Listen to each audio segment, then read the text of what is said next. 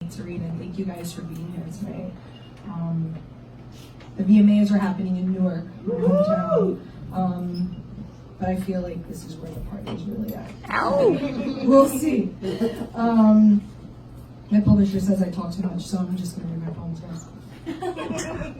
And hopefully you'll understand maybe my idea of what soul is, and if not, I have a Toni Morrison quote for later.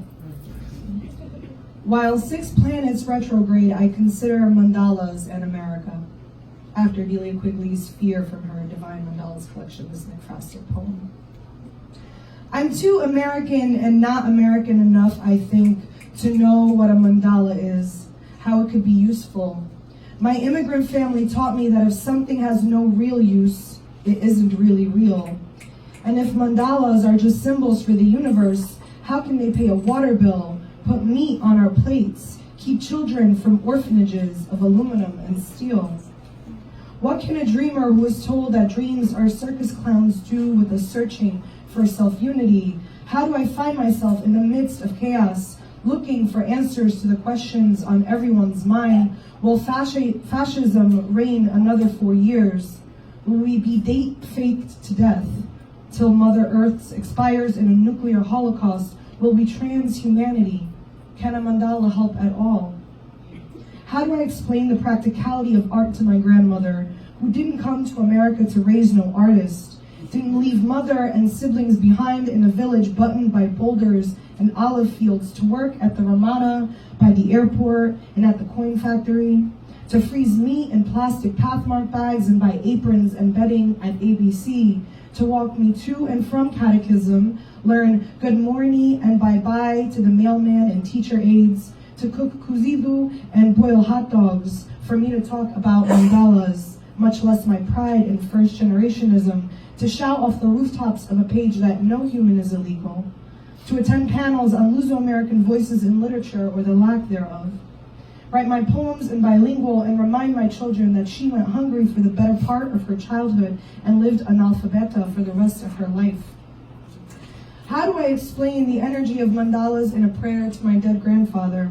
who didn't come to America to raise no socialist, for there was nothing he believed in more than the American dream and the almighty dollar, who scraped and saved time, money, and bathwater to tailor suits for up-and-coming second-generation studs ready to take the supermarket industry by storm,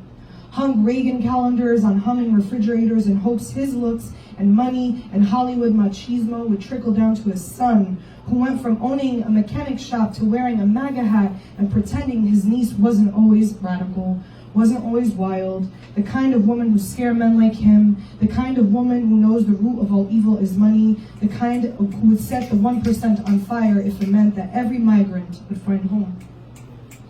How do I convince my father of the power mandalas hold? My father, who didn't come to America to raise no feminist, didn't leave his father's fields and tractor and shadow of his brother's white collars, his soccer buddies and binge drinking, hitchhiking youth to work construction in grimy tri-state cities under Local 472.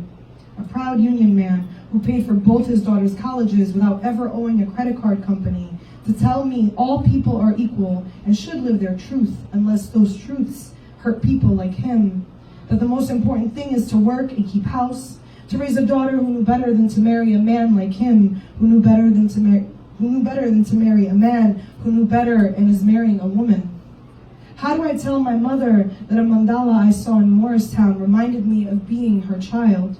My mother, who didn't come to America to raise no queer, didn't drop out of East Side at 15 because white folks taught her to fear books and black girls, to work at Bito's Bakery and Lucy's Hair Fashion, and dealt with her own mother, who told her she didn't know how to be a mother, enable a husband who didn't know how to be a husband, teach 2 children who didn't know that she didn't know but always blamed her for not knowing, who drowned her sorrows in telenovelas only to have a girl who wouldn't follow her footsteps, who teaches her own girl children to love unapologetically, that the most important thing that they can do is forgive themselves and each other and know that you don't have to be good to be good. And I'm sure there's a mandala out there for all of them, fierce lines, bold spheres, and light waves exploding in possibility.